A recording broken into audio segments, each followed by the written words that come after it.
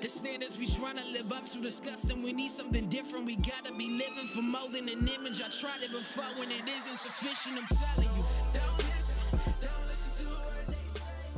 Every time my hair changes its state, I know that I am changing seasons. Since I was young, I never knew my natural hair. I used to get relaxers for the most of my childhood. So I wasn't really concerned about my hair, really. My mother used to fix it. But self-awareness started to spring up as I got into high school and I began to bloom. I gained confidence. I started to find myself and I started to know who I was. So in my senior year, I started to transition and I allowed my roots to sprout. And before I graduated, I did the big chop, which is really risky, but I felt like I needed to do it. I started to love myself more and embrace who I was. My hair was healthy, it was nourished, and I was like getting lengths. I was getting really some lengths in years. And so like I was like growing very fast in who I was. I used to do hot oil treatments, deep conditioners, I used to trim it, and I kept this going for about 4 years. But then seasons started to change again, and I lost myself in sin. It was like time froze. What defined my curls, what defined me was forgotten. It was like snow smothering and covering all that had sprung up out of my roots. And so I permed my hair, and immediately my volume went below zero. I thought it would have been easier and less work. Like I could have avoided a lot of the maintenance and the issues that I dealt with. It was doing good. After I permed my hair, I had nice, long, healthy hair, but it was still damaged in a sense. Like even though it appeared long and luscious and just healthy, after a while, the issues that I started to avoid, it came back again. And what I thought would have been easy became harder.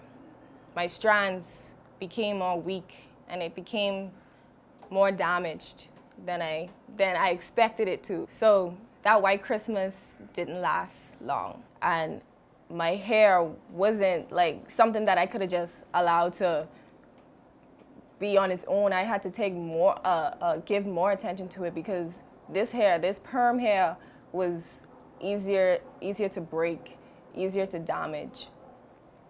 And it kind of represented a spiritual journey that I was in, where my life was so fragile that anything that came at me, I was easily damaged, easily broken. And so even though like my hair portrayed like this long, lengthy, healthy hair, I was like numb inside. And like that white Christmas that I had in the beginning when I permed my hair, it didn't last long. I never used to let people touch my hair. Like I was so defensive, like don't touch my damaged hair. Like anyone that came to me and wanted to correct something, I'm like, no, don't do that. And so eventually the damage became so unbearable to the point where I looked in the mirror and I saw broken pieces inside of me. And so I'm like, I have to let this go. So I cut my hair.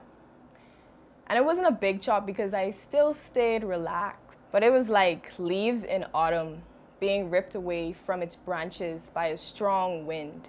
And when I cut my hair, it was a wild experience. I cried, like I teared up, like I cried and screamed, and it came out of nowhere, but it was like a sense of deliverance for me.